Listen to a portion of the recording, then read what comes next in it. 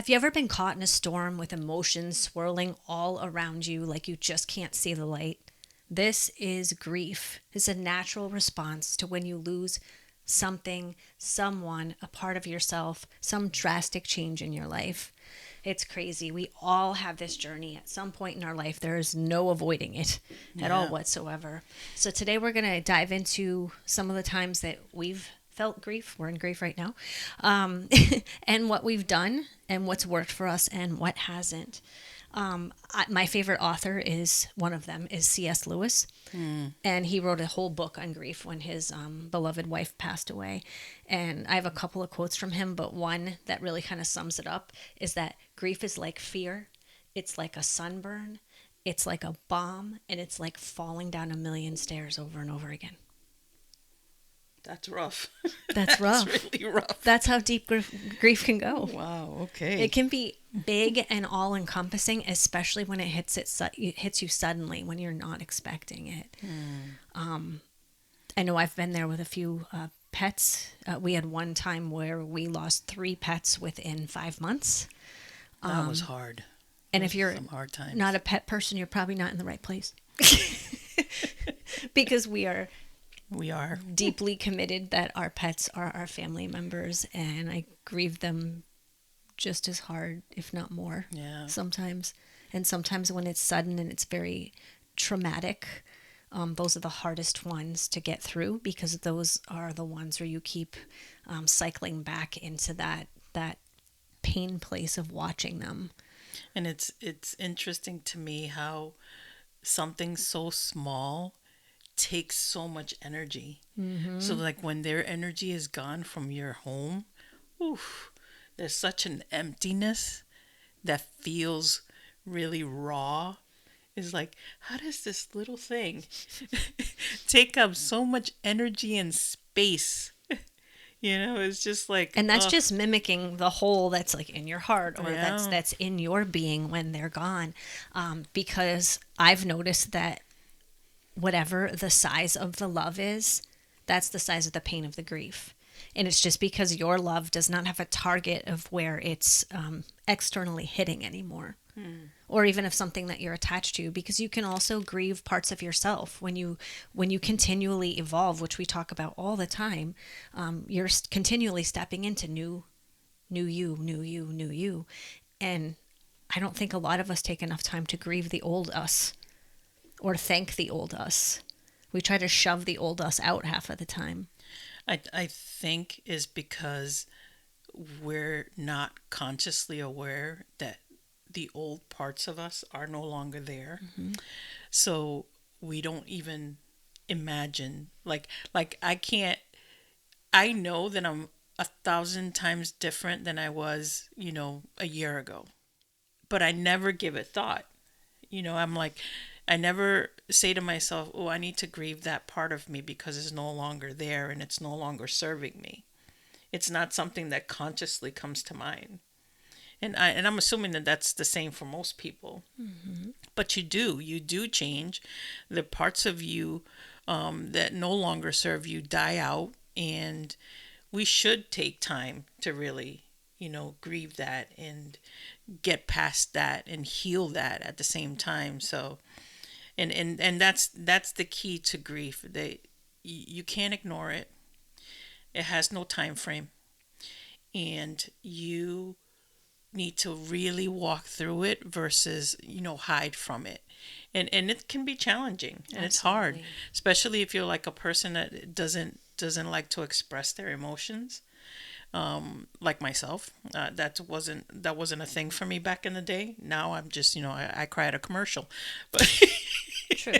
you know True story. but yeah, it's just like grief is an interesting beast. I'll give it that. I know in the book that I was reading, Grief Recovery, the handbook, it was really interesting to see the different aspects of grief and loss. Because it losing someone like in a relationship, it's a lot harder than actually a death. When I was in therapy, I was one of the things that I touched upon with my therapist, and that's something that she said. She says losing someone that's still there is way harder to get over because there's no closure. So yeah, it's an interesting beast. I'll give it that.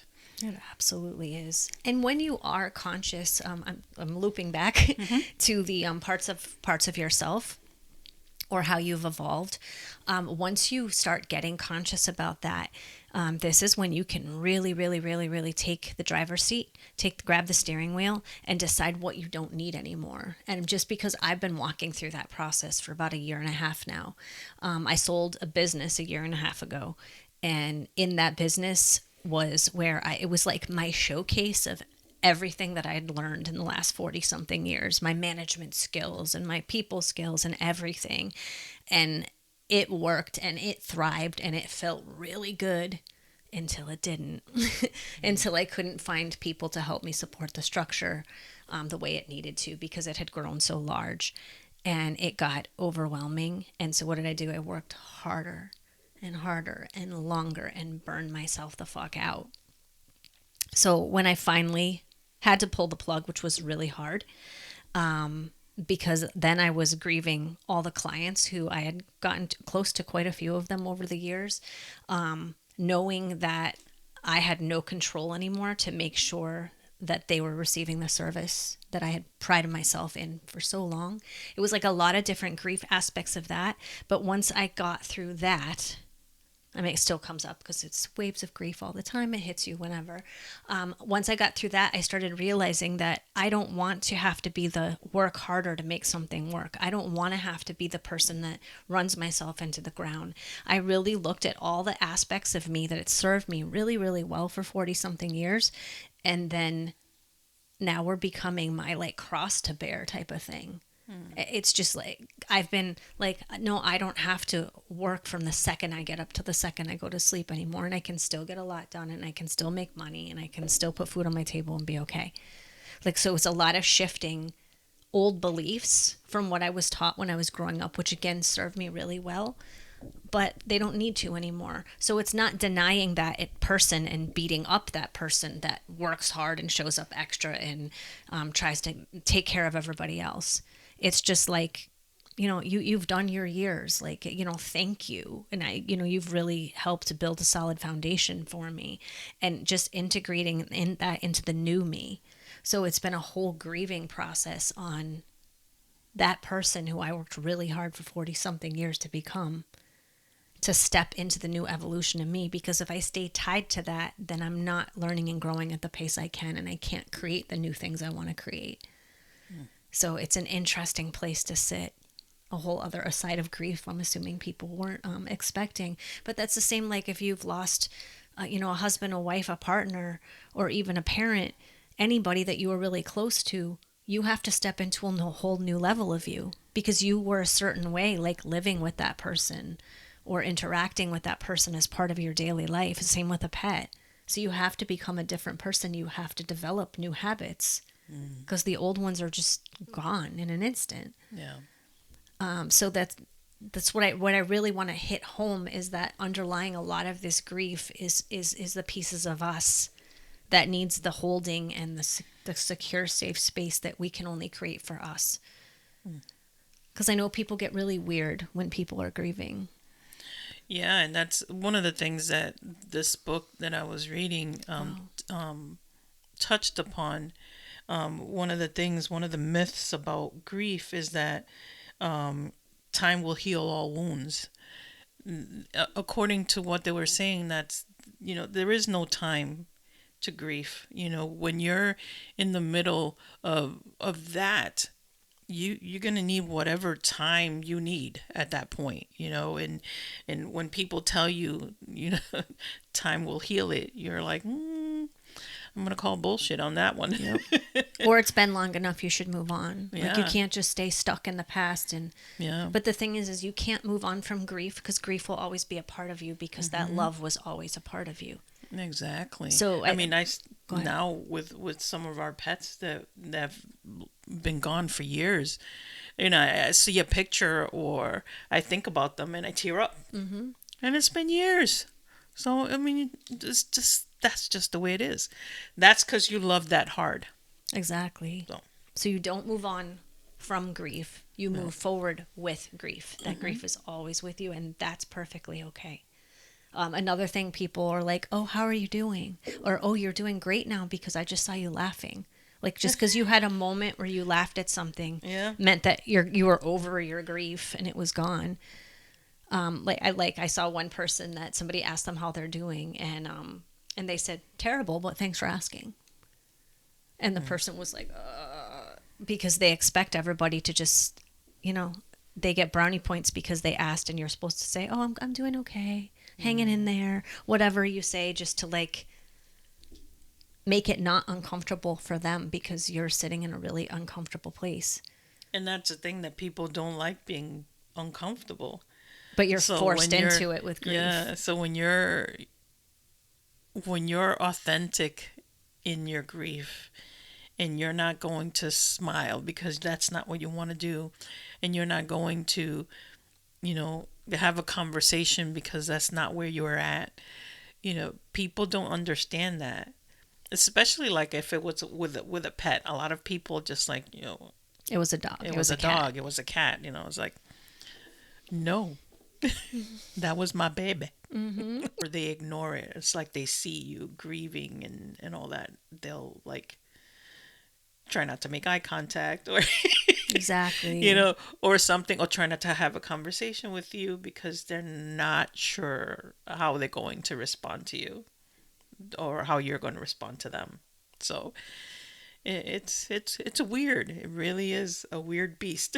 Yeah. So not only do you maybe lose your partner, but then all of a sudden, all your friends are acting strange, and all your Yeah. family and everybody, or you lose a relationship. Like I was in a situation once where somebody was cheating on me and was with somebody else. And so that you think that you're in this great relationship and everything is fine. And then one day you find out you're not. And then that's just ripped out from under you, but they're with somebody else already. So now you have friends, mutual friends that are like, pick a side, or they know this person and she's really nice. Eh, but they really like you too, and it's this whole weird thing. So again, new habits, new people, new social situations, like everything in your life is just upended. Right. Grief is like the biggest teacher. I know we just talk about it more as a deep sadness and all the different emotions you go through, like the overwhelm and the denial and all those stages of death, anger, and all everything. But it's really, it gets you to the core of who you are, and it really gets you to feel and understand love. If you're open to it. I mean, because a lot of people do go into that resistance place. Yeah, yeah. And then they get stuck in like either the denial or the anger stages of things, and then they're lashing out, and they're because they don't know. We're not taught how to properly deal with death. Some countries do it absolutely beautifully. If you're in the United States, there's no good structure. Yeah. This is like suck it up. Yeah, basically. And no, you don't have to do any of that shit. You just need to do whatever feels good to you and however process works for you, and verbalize that so that people understand where you're at in life when it comes to grief, and and go on, do what you need to do. And as much as you can verbalize it, like if somebody asks you how you're doing and it's terrible in the moment, tell them, don't just like terrible and just like leave it at that. If you have the words, sometimes you might not have the bandwidth, and that's okay. You can say that too. But if you can say, in this moment, I'm terrible, but, an hour ago, I actually smiled for the first time, or, I liked the weather and I haven't liked anything in weeks or months. Like if you can just share those pieces, it helps it get it out of your system. And it also creates a platform for an interaction to begin happening. And even if it can't happen with that person, at least it gives them some sort of a new pattern instead of the pat ways we're always taught how to respond to. So people can start shifting and shift with you. Yeah. There's tons of groups out there, and like that guidebook that you just mentioned is absolutely amazing in walking you through it. Yeah, I mean, it says that if you need to support someone through grief, one of the biggest thing is just to listen. That's the number one thing. Empathy is the other. We're big on that. And understanding that the present moment is what matters, right then and there. You know, even if it's just holding space. If the person wants to be silent, cool, just hold space. You know, I do that like nobody's business. Yes, you do. you know, because I don't feel like I have to fill in the silence. I think that's where a lot of people get tripped up too. Like if somebody just doesn't want to talk because they're deep in their grief, you don't have to fill it with words. Just be there. Right. And when the person is ready to have a conversation, to cry, to do whatever they need to, you're there. And that's what matters, is that you're present for them during this hard time. I had a friend that I was connected to through grief. Mm-hmm. And it was very interesting in the process because we had a lot of conversations. A lot of the times I was just kind of like hanging back and really like, but letting her know at the same time that I'm there should she need anything, in whatever way I can support and help. Obviously I was not gonna be, I wasn't going to be able to take whatever pain she was feeling away because that was hers. Our friendship evolved from there, you know, and then it fell off from there as well. So Yeah, that's one of those things where people come in for a season. You needed each other in grief, and yeah, it really changed up a lot in the, I don't even know, like what, almost 2 years or something like that we were friends. We still talk off and on now, but it's just not the same. The friendship evolved in a very interesting way, and when that happened, I had to grieve that. There was a lot of sadness there for me because I enjoyed being with this person. I enjoyed we laughed a lot. We had a lot of conversations and all that stuff. Like our friendship really got really really nice, and it was like the first time I felt like, okay, I have a friend here. yeah, Because it's been so long since I've like had a friend, and like my bestie lives on the other side of the state, so it isn't like I'm always seeing her or hanging out with her. So and I know a lot of people here, but at the same time, no one that I would call a friend.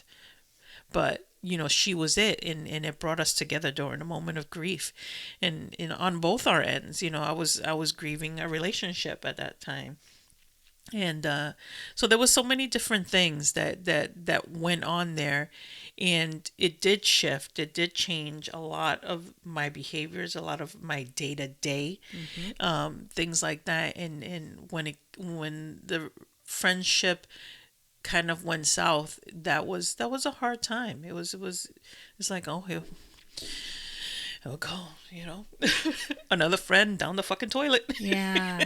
And that's a really good segue where you were talking about the past and the present. Yeah. If you can separate the past and present, the beginning, you're in shock and all that stuff with grief. And I'm not just saying like from the gate, just run to this. But after a while, when those waves of grief are coming through, and if they're staying for a long period of time, or you're just feeling like you're in it all the damn time and it's not moving on, it's probably because there's something from the past behind it. I see this a lot with people who have experienced multiple deaths. Like I knew somebody who lost like dad at 8 years old to cancer, and then mom had a heart attack in their 20s and, gone. And it just, as every new death came, or even as the mom death came, it triggered back to the dad stuff, and relationship with dad was not great. So there was a lot of trauma there that then was just unresolved and moving on, and a whole new life at 8 years old. And then, and then mom goes. So if you can see when the waves of grief come in, are you going into a story? And what I mean by stories is not just that, dad this, mom that, or ex-husband this, or ex-boyfriend that. I'm talking I want to give you a quick message before we get back to this episode. Unlock the secrets of your soul for free with Soul Notes. Say goodbye to feeling stuck and hello to the validation of your alignment. These weekly prompts are filled with reminders, gentle nudges, and sometimes a kick in the ass, all with love from your soul. Don't just take our word for it. Try Soul Notes for yourself and see the difference it can make in your life. Trust us, your soul and you will thank you. Just go to soulnote.org. That's SOULNOTE.org. Now back to our podcast. Things always end up this way, or people always leave me, or I always lose everybody. Like those type of stories. That's like some old trauma that's probably rooted back 2, 3, 4 million losses ago. And when we don't resolve that old stuff, that becomes baggage, and that makes it a lot harder to go through grief. The more your old baggage gets cleared up and cleaned up, the easier grief is. It's not easy. There's more ease in it, and it can flow through faster. Technically, I learned this a few months back, that when you feel an emotion, like when grief comes over you, that chemicals in the brain, obviously with any type of emotion you have, goes through your body. Your body can flush the chemicals from an emotion in 90 seconds. Wow. If you're open and allowing for it to move through. If it lasts longer than 90 seconds, you're applying some sort of meaning to it, like I always end up alone, or you're stuck in an old story. And if you're stuck in the old story, like we have a pet sitting business. We just had one of our fur clients, Brody, that passed away. Such a love. He was pure joy. And some of the times that I got to sit with him was like difficult times of my life. And this dog showed up in just a way, like he always looked like he was smiling. It was just pure, like you could not help but be happy when this dog was in your presence. Yeah, he was the epitome of unconditional love. We'll put like a video or something so you can see the joy of Brody. It's just amazing. And right before we were supposed to be with him again, he very suddenly got ill and passed. And so I still have waves of like Brody will come in and I'm ugly snot crying, but then I get to the story that he died, because that's, the cause of my pain, we decide, is the cause of your pain, the tragedy of it all. But then I start thinking about Brody, and I see him like dancing around with the goofy smile on his face, and I can't help but feel the joy of him. And then that makes me another like sad and happy at the same time. Like grief is so fucking confusing. Yeah, it's like a mixed bag of like just juggling every emotion that there is, and you never know when they're going to come up. But if you can hear those, feel those stories, like my cat, like we always have one animal that's extra special to us. My cat, Piter, yeah. Every night before I went to bed, wherever Piter was, I would go and I would tell him I love him, and I would kiss his head, and he would nuzzle me back. And it was like we had this thing. We would talk to each other, and he would talk back. And the night that he passed away, I went over to where he was on a couch, and I leaned down and kissed him. I talked to him. We did our little thing, and I was getting back up, and I was going to go to bed, and he grabbed the string on my hoodie, and he pulled me back into him just with one claw, just grabbed it and like just pulled me down and just put his head next to mine. We had this whole fucking moment, and I'm like, oh my God, that was so cool.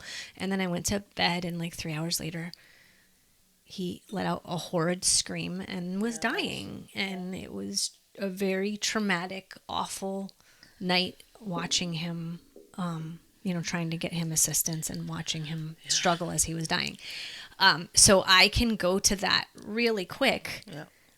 But now I loop back into the story of him grabbing, and I'll cry just talking about it, but because it was so sweet and so like encompassed our love. Okay, I'm going to get myself back together here. So like if you go to those parts of the stories, go find those sweet spots, that's awesome. Like sit with that. That's really honoring it. And that's really the beautiful part of it. And that's the point of all of it, is to just, start boiling down to that. So, sometimes I have to direct myself back from that.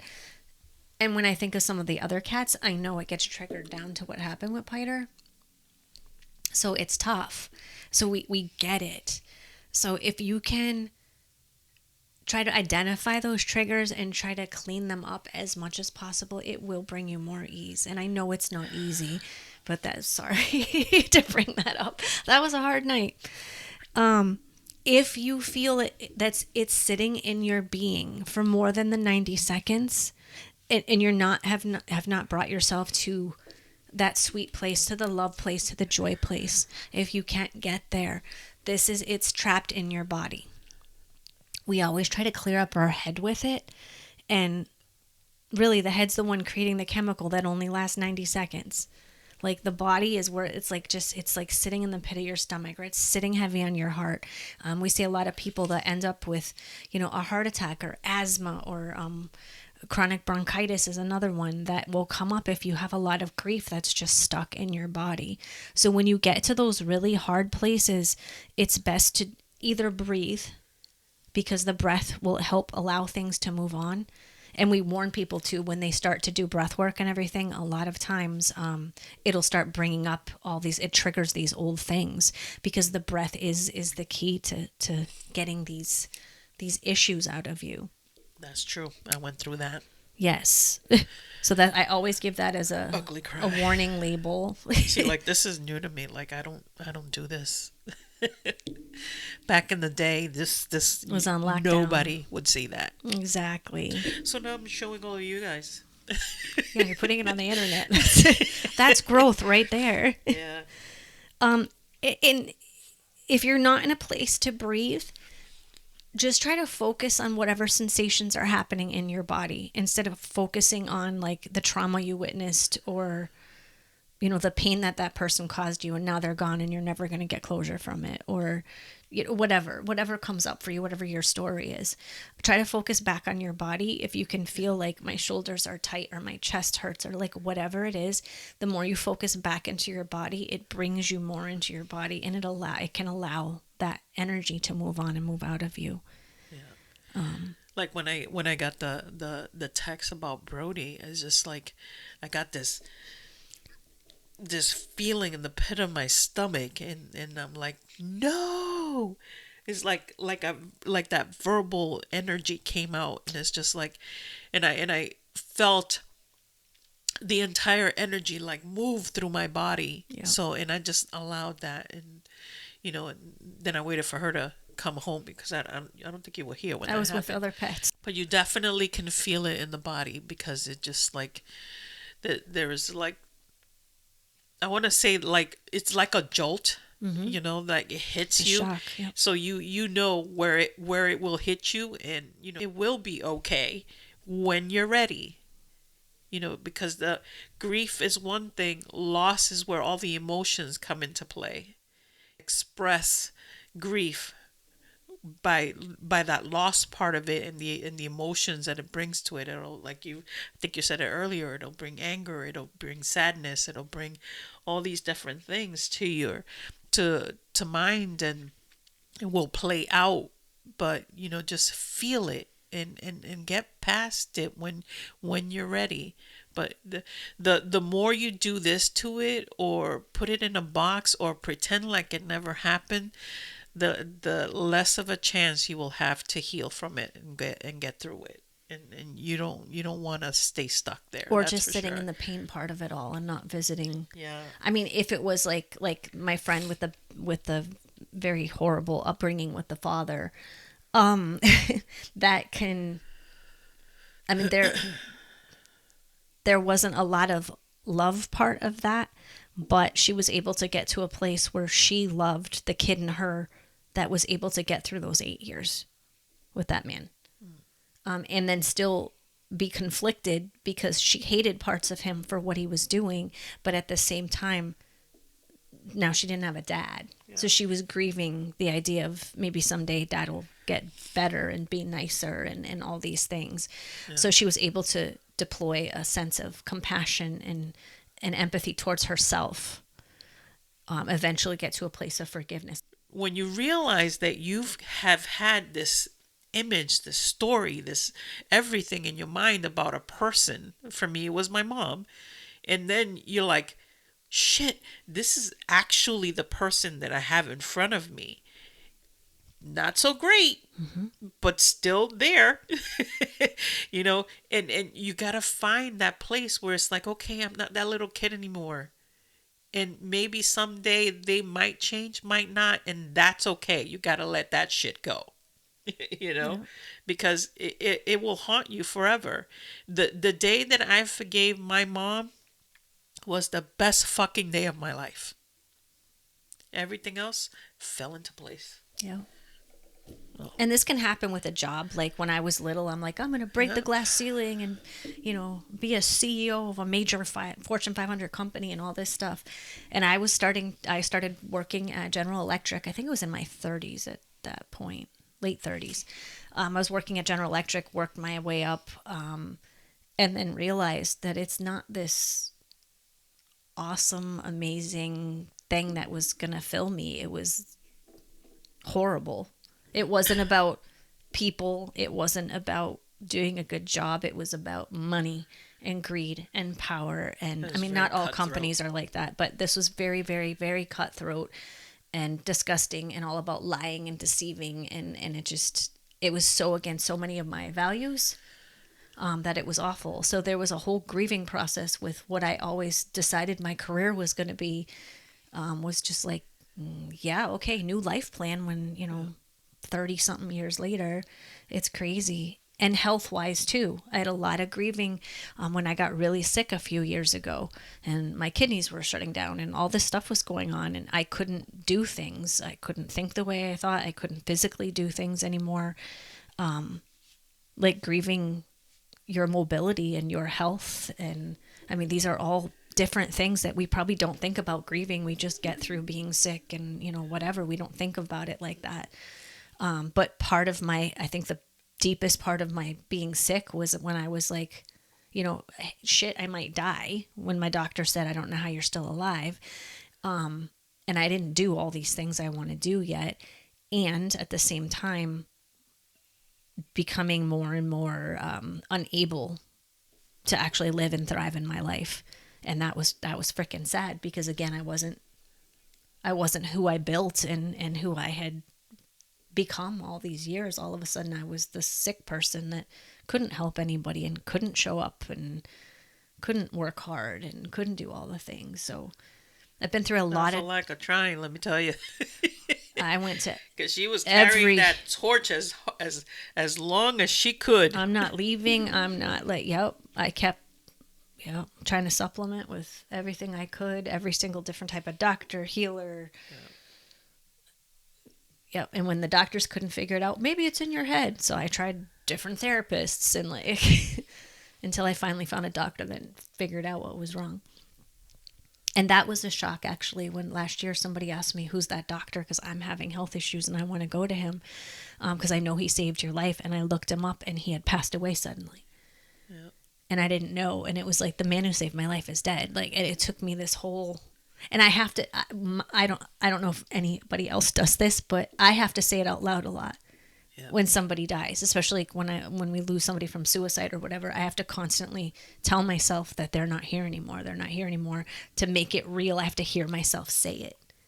Because you'll wake up, like when you lose somebody or a pet or whatever, you'll wake up and for a split second, it feels normal. It feels comfortable. Again, it feels like they're still there. Or you thought you heard them, their voice or their whatever. And it's because they are. And that's a whole other thing about it with leaning into your spirituality. I know a lot of people use their spirituality to bypass the grieving because, I'm just turning it over to the goddess and I'm, they do all these things that aren't really honoring it. But then there's the side of spirituality that really can carry you through this. I know I went to my spiritual community and every year we went with me a few times to a Samhain ritual, which was honoring, those who passed on. And it was beautiful and safe and healing and freeing. And you felt like you were really doing something with the grief and with the grieving. It was really beautiful. And I've also been to several different grief rituals and grief altars and different things that people in my old spiritual community had put into place so that you had a place to go talk about it, and be with others that maybe haven't gone through it but want to just be there for you and want to just hold space and listen, or people who had, that were maybe farther along in their journey, who could share their stories so that you could grow and heal together. There's a lot of beautiful different avenues that you can take this. So I just want you to know that grief is that wave that comes over you, and grief is like that teacher that you never wanted that just shows up, that really harsh teacher, but ends up like really changing your life.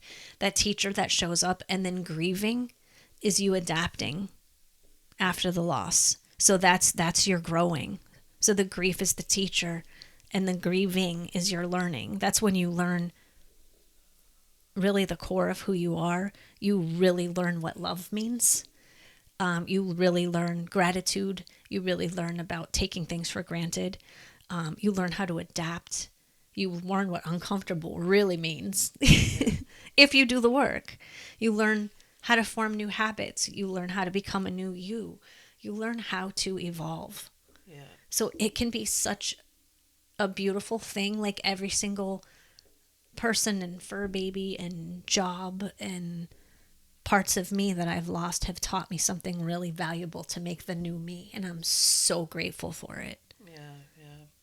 Like one of the things I'd like to read here, it says that healing doesn't mean forgetting. Mm-hmm. It means finding a way to move forward while cherishing the memories, lessons that we've learned from the loss. So, Yeah. it's going to be a part of you. And it takes all of your tools, because grief is pain and grief is love, and grief is both holding and grief is both surrendering and releasing all at the same time. So if you just do your absolute best to stay present with your heart and really listen to your body and honor whatever has moved on from you, and honor that old you, and then make space and hold space for the new you to emerge from all of that rubble. And just stay with it as much as you can, without resistance, without denial, without all the distractions. Because we see a lot of people also move into, drinking or whatever they can do to numb out. And that's just basically prolonging your learning and prolonging your feeling joy again and love again. And the hole that's left by that grief, I know how real it feels. And it is real, but also at the same time, it's really an illusion, because it's just you're feeling that like you don't have that love or that safety or whatever meaning that you attach to that thing that you lost. So really anchor into that love as much as possible and honor your grief and be with it, and find the people that will be with it with you. Yeah. And that's what I have to say. All right. Be well. Be kind. Peace. Peace.